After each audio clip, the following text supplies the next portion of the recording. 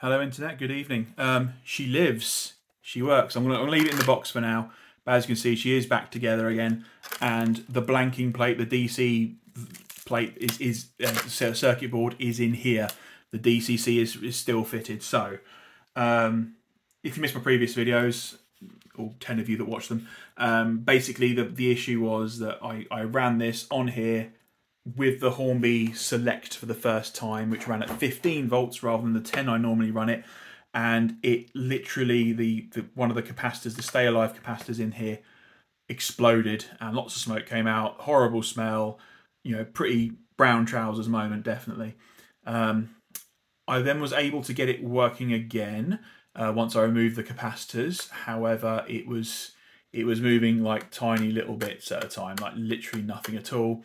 I thought, oh great, I've broken something. So I took it to my local train meet this evening because I knew that they would have the equipment there. So they had a DC controller which I could borrow. So we swapped out the DCC chip for the DC chip, which is in here somewhere and is very blurry. There we go at the end. So we swapped it out, made it DC, and it ran fine. Okay, no problems.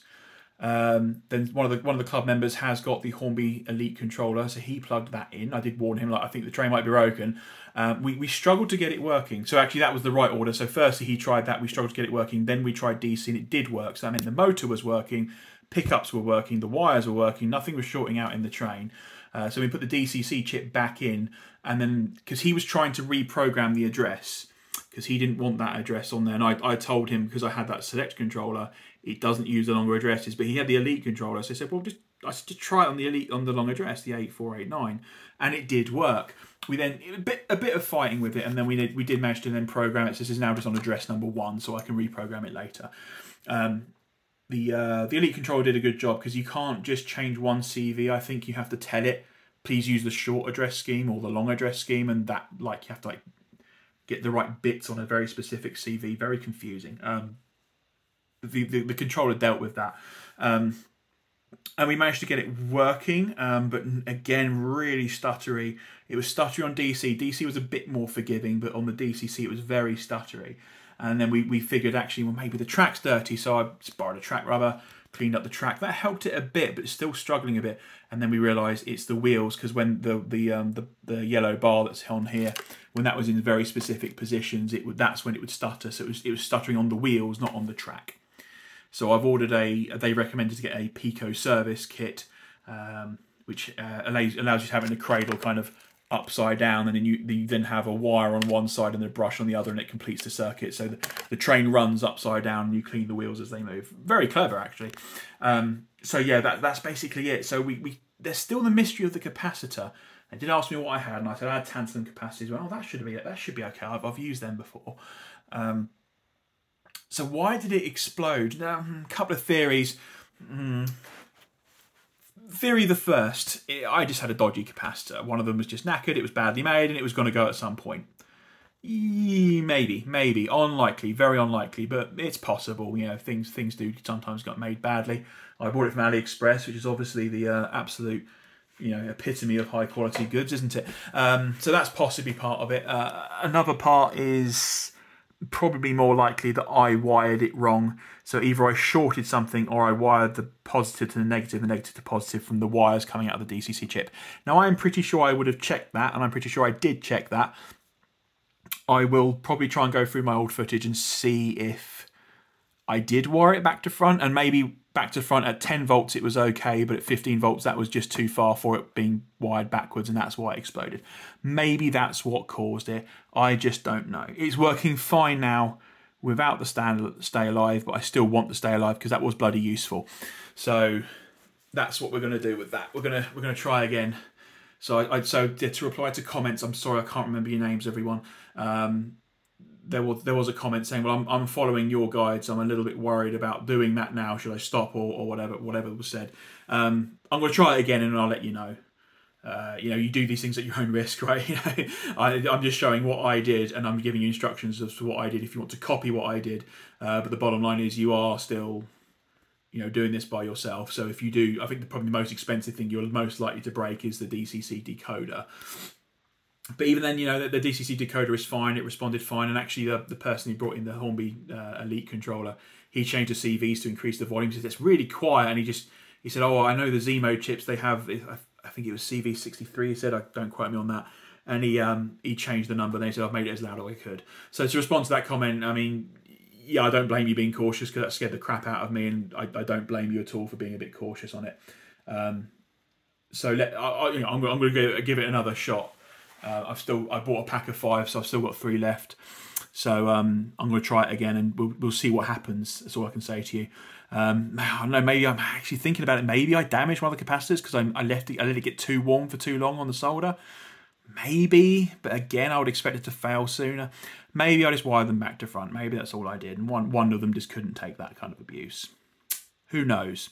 I get this comment quite a lot as well. It's like your stuff would be much nicer if you put some effort into like editing and scripting and filming it in landscape. Look, guys, this is very much a vlog style thing for myself, my very selfish self, and I just don't put effort into it. That's just all it is at the moment. And maybe I'll put effort in the future, but just bear that in mind. If this annoys you, if my video style annoys you, then by all means feel free to stop watching. I don't blame you. I'm irritating in some ways, and my style on this is extremely amateur, and I don't blame you at all if it's not your cup of tea. But yeah, don't tell me to improve, because I just can't be bothered. I'm just too lazy, and that's the bottom line with it. So anyway, next steps then. Capacitors back in here. We have reprogrammed this now, so it's on ID number 1, so it will now work with this, because this was trying to set the ID, but I think another CV needs changing to change it to the short scheme. So this does control it, and we tested this. The first things the guy said to me is, get rid of that controller. It really is kind of like minimum viable product, but that's okay for what this is. It's going to be one train on one bit of track. This is just the ticket. So as long as it can power that, and it can power these, which it seemed to, and I want some lights on here at some point in the future. So as long as it can power those very sort of basic things, I kind of don't care. So that's good enough for 55 quid on eBay. That was absolutely fine.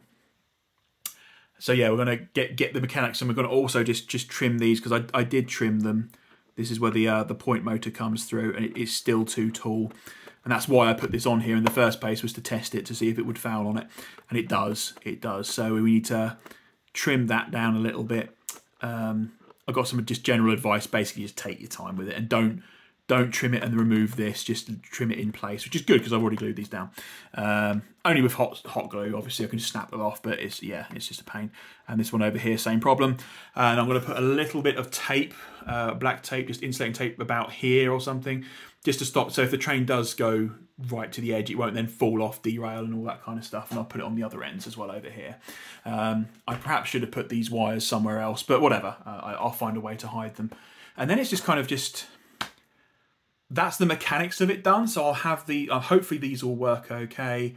And then hopefully I can get this cleaned up so it works okay. So once it's mechanically working, I can start thinking about how I want it to look good. So I can think about ballasting, I can think about scenery and painting the back here and doing bits and pieces. I can just think about these things and making this look a bit more artistic rather than it looking kind of mechanical as it does now. Yeah, and hopefully it can all be powered by one socket coming out of the Hornby Select. Hopefully that can always be quite a simple wiring job. But I tell you what, the nice thing about the TT120 is I was able to get it into the car very easily. This fit no problem whatsoever. It was easy to carry, it was lightweight, I could carry it by myself, and that is what makes a big difference. Yeah, that does make a big difference. I do like this scale. I would probably like N scale as well, but I like the fact you get so much detail on TT. It is good. It is absolutely wonderful. Yeah, I'm tempted to try T-scale as well. Let me know if you've tried T-scale of the 20 people that might watch this. Have you tried T-scale? Because I'd be interested. Can you get a roundy on such a small thing here? You know, about, there we go, super scientific. About the length of a hand. Can you get a roundy? Because I would be interested in starting a T-scale. I want to make some progress on this before I do so. Yeah. So yeah, next update. We'll see how it goes with the new capacitors. All right, thanks for watching, everyone. Have a great evening. If you got this far, then thank you for putting up with my shaky cam work and zero editing and zero scripting. Yeah. Hopefully it was just a silly mistake with the capacitors, and I'll get it right next time and there won't be any issue. Fingers crossed. Anyway, have a good evening, everyone. Bye-bye.